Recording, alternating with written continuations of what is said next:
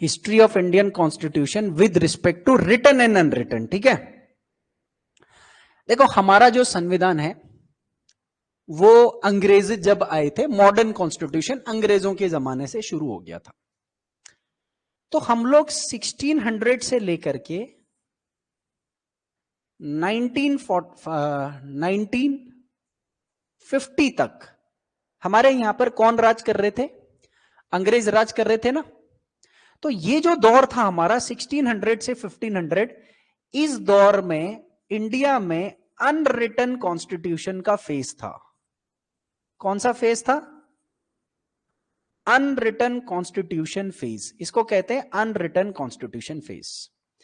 और 1950 के ऑनवर्ड्स से लेकर के अभी टिल डेट, और आगे भी शायद चलता रहेगा, टिल डेट हम लोग एक रिटन कॉन्स्टिट्यूशन को फॉलो कर रहे हैं। कर रहे हो कि नहीं कर रहे हो?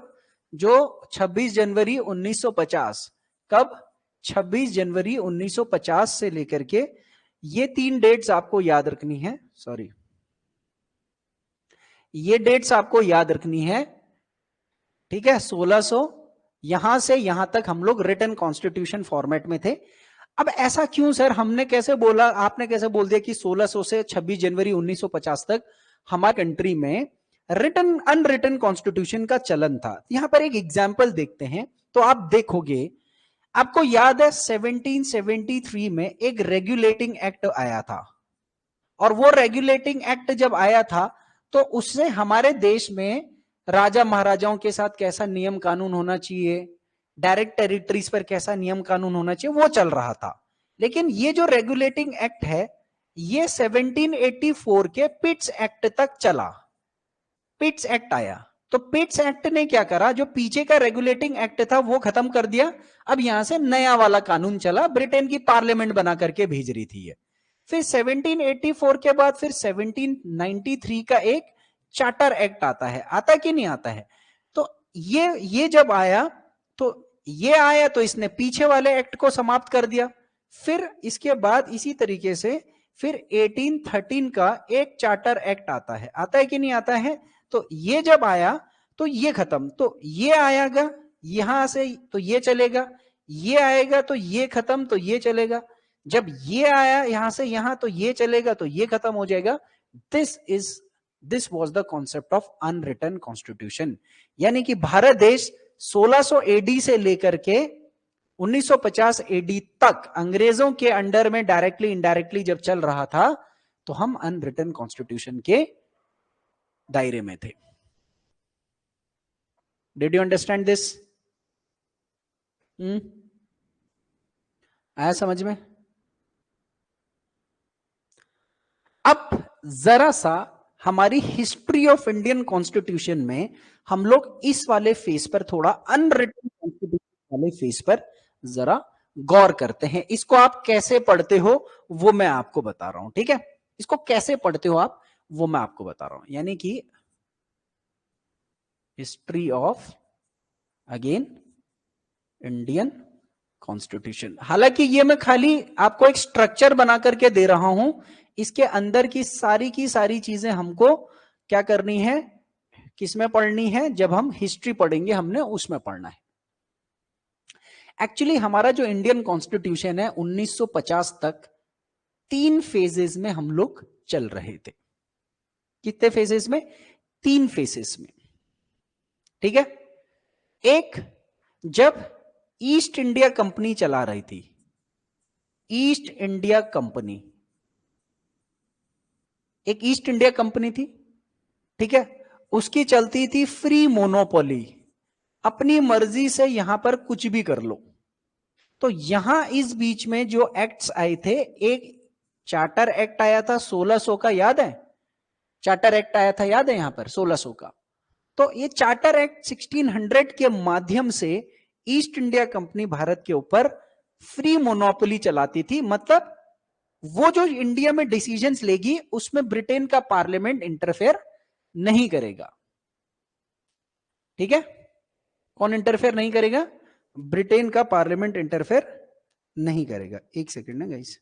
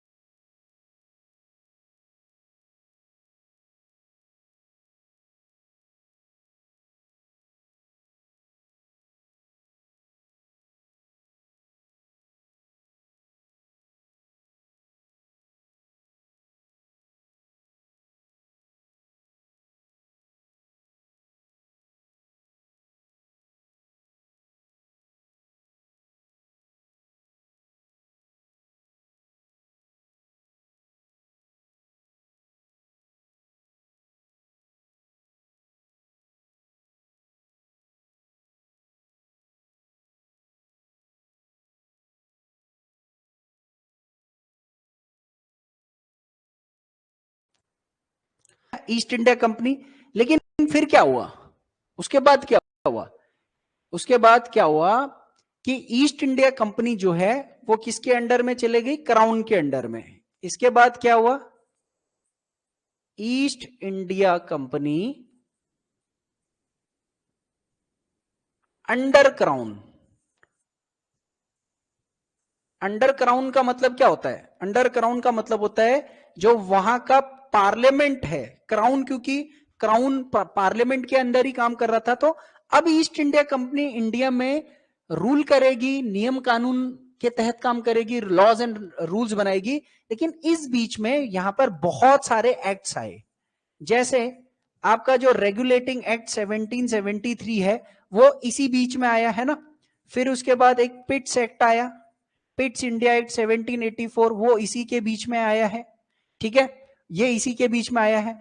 और फिर चार्टर एक्ट्स आए हैं, चार्टर एक्ट 1813 आया है, चार्टर एक्ट 1833 हर 20-20 साल में आते थे, या चार्टर एक्ट 1853।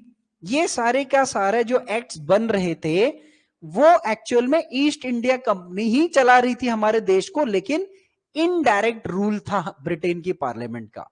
ब्रिटेन की पार्लियामेंट में लॉ बनाती थी और उस लॉ को यहां जो ईस्ट इंडिया काम कर रही थी उसको बोलती थी कि तुम चलाओ इन कानून के हिसाब से देश। ऐसा ही करती थी ना, यही तो बोलते थे कि तुम चलाओ देश। तो यहां पर ईस्ट इंडिया कंपनी का इनडायरेक्ट उसने भारत पे कानून बनाने शुरू कर दिए थे। इसके बाद क्या होता है, इसके बाद क्या होता है कि 1857 का रिवोल्ट होता है, आपको पता ही होगा। और उसके बाद फिर ब्रिटेन का डायरेक्ट क्राउन या फिर पार्लियामेंट रूल, सीधा ब्रिटेन की क्राउन का या पार्लियामेंट का भारत पर डायरेक्ट रूल आ जाता है। मतलब अब ईस्ट इंडिया कंपनी वो खत्म कर देते हैं इंडिया से। और यहां जो कहानी आती है वहां पर वो जो एक्ट्स लाते हैं वो क्या एक्ट्स लाते हैं, एक लाते हैं गवर्नमेंट ऑफ इंडिया एक्ट 1858, ठीक है ना, आप पढ़ते होंगे ना गवर्नमेंट ऑफ इंडिया एक्ट 1858 आपने सुना होगा। फिर आपने एक इंडियन काउंसिल एक्ट 1861 सुना होगा। फिर आपने एक काउंसिल एक्ट 1892 सुना होगा, ठीक है। फिर उसके बाद आपने एक मॉर्ले मिंटो वाला सुना होगा, मॉर्ले मिंटो एक्ट जो 1909 में आया था। इसी तरीके से आपने मॉन्टेग्यू चेम्सफोर्ड वाला एक्ट पढ़ा होगा, चेम्सफोर्ड चेम्सफोर्ड मॉन्टेग्यू चेम्सफोर्ड वाला एक्ट 1919 में आया था। थोड़ा सा इधर खिसका देता हूं। उसके बाद गवर्नमेंट ऑफ इंडिया एक्ट 1935 आया था, ठीक है। और उसके बाद हमको जिस एक्ट से आजादी मिली थी वो क्या था, इंडिया इंडिपेंडेंस एक्ट। कौन सा ईयर था, 1947। ये जो सारे कानून बन रहे थे ये बेसिकली हमारा history of Indian constitution in the unwritten constitution, ये तो हमारा अनरिटन कॉन्स्टिट्यूशन का हिस्ट्री है। कभी आपको किसी ने बताया ये चीज, देखो ये जितने भी एक्ट्स आप पढ़ रहे थे ये तो सर एक्चुअल में क्या थे, ये तो सर आपके अनरिटन कॉन्स्टिट्यूशन है।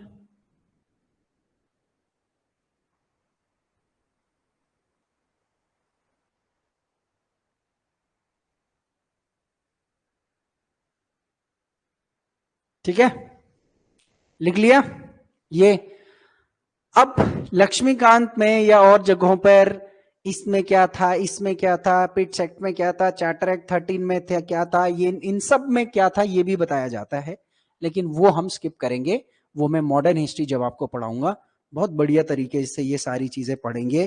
कोई कंफ्यूजन नहीं होगा कि किस एक्ट में क्या था और उसको मुझे कैसे याद रखना है, उसका इंपॉर्टेंस मैं वहां ज्यादा समझता हूं।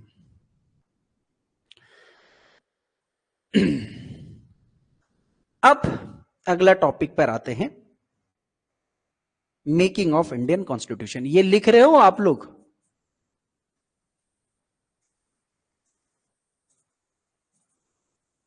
अब बात करते हैं सर, हमारा संविधान कैसे बना जो आज है ना। हम बात करते हैं जो आज हमारा कॉन्स्टिट्यूशन है सर, वो कैसे बना।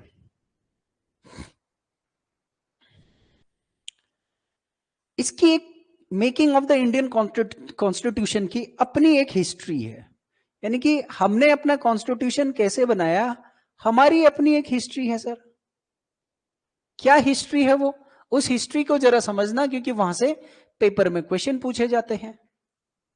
ठीक है, उसमें क्या पूछे जाते हैं, पेपर में क्वेश्चन पूछे जाते हैं। क्या क्या क्वेश्चन पूछे जाते हैं, शुरुआत करते हैं। अब एक दौर था, देखो एक चीज अपने दिमाग में याद रखो कि अब ब्रिटिशर्स 1858 के बाद यहां आए और डायरेक्ट रूल करने लग गए। तो जब वो डायरेक्ट रूल कर रहे थे तो 1861 में उन्होंने इंडियन काउंसिल एक्ट बनाया। तो भारतीयों को यह लग चुका था कि यार अंग्रेजी अब हमारे लिए कानून बनाएंगे, तो हम उन्हीं से कुछ रिफॉर्म्स की डिमांड करते हैं। तो 1880s 90s के दौर में एक रेवोल्यूशनरी लीडर डेवलप हो रहे थे, बाल गंगाधर तिलक। अब तिलक जी बोलते थे कि यार इंडियंस के लिए जो रूल्स बन रहे हैं वो इंग्लैंड से बन करके आ रहे हैं, ये गलत चीज है।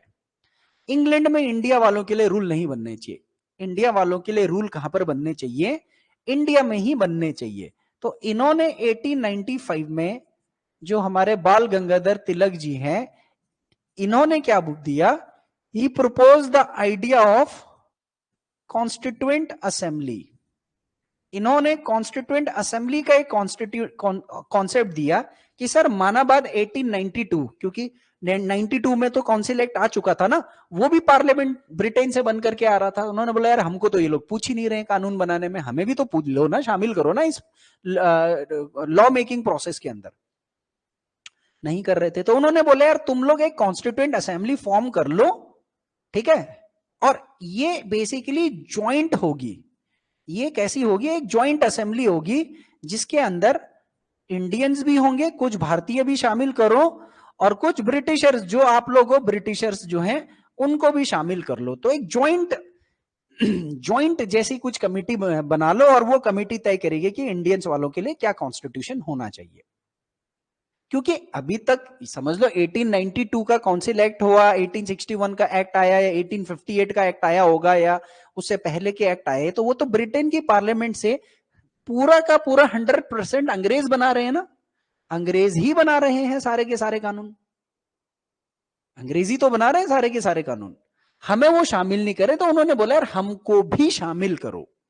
ये उनका कॉन्स्टिट्यूएंट असेंबली का कॉन्सेप्ट था ना। यहां पर कंफ्यूज ना हो, आप लोगों ने पढ़ा होगा कि सर कॉन्स्टिट्यूएंट असेंबली का जो आइडिया है वो तो एमएन रॉय ने प्रपोज किया था, ऐसा कुछ सुना है आपने, बताइए। सुना है ऐसा कुछ, वो क्या चीज है सर फिर, वो भी बताऊंगा मैं, आगे आते हैं। 1895 के बाद अगली जो डेट्स आपको, जो डेट आपको याद रखनी है वो हमारे बापूजी याद रखने हैं, महात्मा गांधी जी। ठीक है, ऐसे करते करते 1929 में महात्मा गांधी, आपको पता है 1929 में जब आप हिस्ट्री पढ़ोगे ना, थोड़ा हिस्ट्री से लिंक करना जरूरी है। सो यहां पर उन्होंने जो है एक कॉन्सेप्ट दिया था, स्वराज का कॉन्सेप्ट है ना। तो इन्होंने स्वराज का कॉन्सेप्ट प्रपोज करा था कि यार अपना राज होना चाहिए ना, अपनी धरती पर अपना राज। अपना राज का मतलब हम अपने कानून खुद बनाएंगे। तो इन्होंने क्या बोला था, Indians should make their own laws. Indians अपना खुद का लॉ बनाएंगे, यानी कि Indian should make their own constitution, हम अपना कॉन्स्टिट्यूशन खुद बनाएंगे। कैसे बनाएंगे वो आइडिया अभी प्रपोज नहीं किया था, लेकिन Mahatma Gandhi was the first person modern in the modern history to give this concept of swaraj, where interference free constitution, यानी कि अंग्रेजों से मुक्त संविधान की जो पहली डिमांड करी थी वो किसने करी थी, अरे यार ये तो मैंने नाम तो लिखा ही नहीं, ये किसने लिखी थी, ये गांधी ने लिखी थी। तो यहां से कभी कभी क्वेश्चन बन जाता है ये वाला। ठीक है, ठीक है, first to propose Britishers free constitution कि ब्रिटिशर्स हमारे कॉन्स्टिट्यूशन के फॉर्मेशन में नहीं आएंगे। कहानी आगे बढ़ी, आंदोलन तेज होते गए, कुछ ना कुछ मांगते गए, और फिर समय आया 1928 में एक नेहरू रिपोर्ट का कॉन्सेप्ट आपने पढ़ा होगा, नहीं पढ़ा है तो आगे पढ़ लोगे। नेहरू रिपोर्ट एक मोतीलाल नेहरू की अध्यक्षता में एक ऑल पार्टी, भारत की सभी पार्टी मिलकर के एक कमेटी बनाती है, और वो कमेटी इन ब्रिटिशर्स को एक कॉन्स्टिट्यूशन बना करके दिखा देती है। ठीक है, so this was the first draft of Indian constitution. Indian constitution का जो क्वेश्चन पूछेगा कि इंडियन कॉन्स्टिट्यूशन का पहला ड्राफ्ट किसने तैयार किया था, कब किया था, जिसमें ब्रिटिशर्स का कोई इंटरफेरेंस नहीं था, तो वो नेहरू रिपोर्ट थी, first draft of Indian constitution. क्योंकि आपको याद होगा वो साइमन कमीशन आता है, वो क्योंकि साइमन कमीशन अब आगे चल करके इंडियंस वालों के लिए कॉन्स्टिट्यूशन क्या बनना है उसके लिए आते हैं, उसमें सारे आदमी जो होते हैं वो अंग्रेज होते हैं। फिर यहाँ के नेता बोलते कि अबे यार हमारे लिए संविधान बना रहे हो, लेकिन इसमें सारे के सारे गोरे हैं। और अभी बापू तो कुछ साल पहले बता करके गए कि भैया हमने अपना संविधान खुद बनाना है, अंग्रेजों को तो लेना ही नहीं है। तो इन्होंने एक ड्राफ्ट बना करके दे दिया। इस ड्राफ्ट को हम लोग हिस्ट्री में पढ़ेंगे कि इसके क्या प्रोविजंस थे, ठीक है। बट फैक्ट के तौर पर आपको याद रखना है कि भारत का पहला कॉन्स्टिट्यूशन का ड्राफ्ट, प्रारूप, एक फॉर्मेट, एग्जाम्पल कब तैयार हो गया था, 1929। ठीक है ना, तो ये आपको याद रखना है। अब यहां से आगे आते हैं, आगे चलते हैं और चलते हैं 1934। ज्यादातर जो लोग पढ़ाते हैं ना कि कॉन्स्टिट्यूएंट असेंबली की डिमांड कहां से हुई, हमारा कॉन्स्टिट्यूशन तो कॉन्स्टिट्यूएंट असेंबली ने बनाया ना, तो उसकी डिमांड कहां से हुई, तो उसको लेकर के 1934 का ईयर से ही स्टार्ट करते हैं, लेकिन मैं 95 से स्टार्ट कर रहा हूं। एक्चुअल में 1935 में कम्युनिस्ट पार्टी के फाउंडर एमएन रॉय, ठीक है, ये कौन है, कम्युनिस्ट पार्टी के फाउंडर हैं, ठीक है। हिस्ट्री में आप इनके बारे में और पढ़ोगे। और दूसरी चीज, मनवेंद्र नाथ रॉय इनका फुल फॉर्म है। He was the first to propose the idea of constituent assembly, purely composed of Indians to make constitution। ये पहले व्यक्ति थे जिन्होंने एक आइडिया दिया था सबको, कांग्रेस सबको दिया था कि भाई भारत का संविधान प्योरली भारतीय बनाएंगे। ये बात तो गांधी जी भी बोल रहे थे कि संविधान भारतीय बनाएंगे, लेकिन गांधी जी ने ये नहीं बोला था कि कैसे बनाएंगे। तो इन्होंने क्या किया, इन्होंने तिलक जी के कॉन्सेप्ट को निकाला, ठीक है। इन्होंने कॉन्स्टिट्यूएंट असेंबली, ठीक है, किसने बोला था कॉन्स्टिट्यूएंट असेंबली, कॉन्स्टिट्यूएंट असेंबली तो तिलक जी ने बोला था, लेकिन जो तिलक जी की कॉन्स्टिट्यूएंट असेंबली थी उसमें इंडियंस भी थे, ब्रिटिशर्स भी थे। अब इनकी यानी एमएन रॉय की कॉन्स्टिट्यूएंट असेंबली में कौन होंगे, सिर्फ इंडियंस होंगे। तो इन्होंने गांधी जी और तिलक जी दोनों का आइडिया कॉमन करके बोल दिया कि इंडियंस ही बनाएंगे। So he was the first person to propose the idea of constituent assembly। Basic concept उसमें आता है, लेकिन कभी आपसे क्वेश्चन पूछ ले कि who was the person before MN Roy who proposed the idea of constituent assembly, तो तब उसके लिए ये मैंने आपको बताया है Tilak ji. Is this clear so far so good? यहां तक की कहानी समझ में आई, बताओ।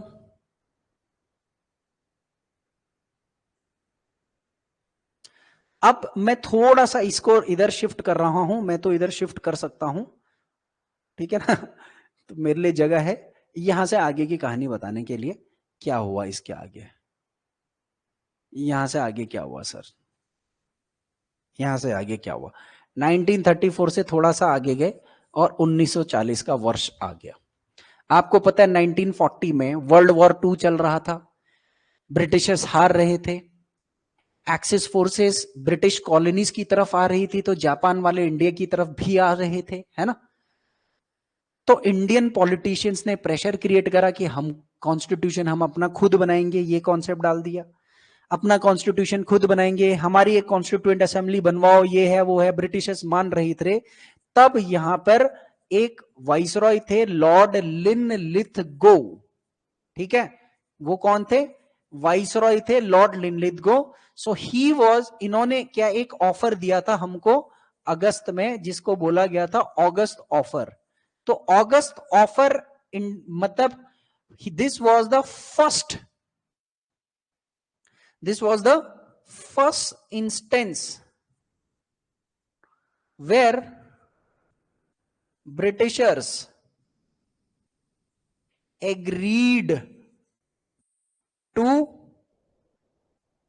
form constituent assembly. At least यहां पर ये एग्री तो हो गए कि हाँ भाई हम बनाएंगे कॉन्स्टिट्यूएंट असेंबली, लेकिन युद्ध खत्म होने के बाद तुम हमको सपोर्ट करो। तो एक क्वेश्चन आएगा कि ब्रिटिशर्स की तरफ से पहली बार कौन वाइसरॉय थे जिन्होंने कॉन्स्टिट्यूएंट असेंबली की बात को माना था? वो थे लॉर्ड लिनलिथगो, या वो पूछेगा कि किस इवेंट से ब्रिटिशर्स ने इंडियंस को पहली बार कॉन्स्टिट्यूएंट असेंबली का दिलासा दिया था कि yes we will give you that? तो वो है August offer. Is this clear to all of you?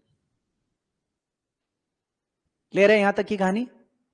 Logic build करते रहो, एक एक करके देखो, यही फायदा है बोर्ड पे पढ़ने का, चीजें दिमाग में बैठेंगी। बट आपको पता है कि अगर इसकी भी हिस्ट्री पढ़ोगे, क्योंकि ये सब चीज हमने पढ़नी है डेप्थ में, ये तो मैं बस एक इंट्रोडक्शन दे रहा हूं कॉन्स्टिट्यूएंट असेंबली कैसे बनी थी।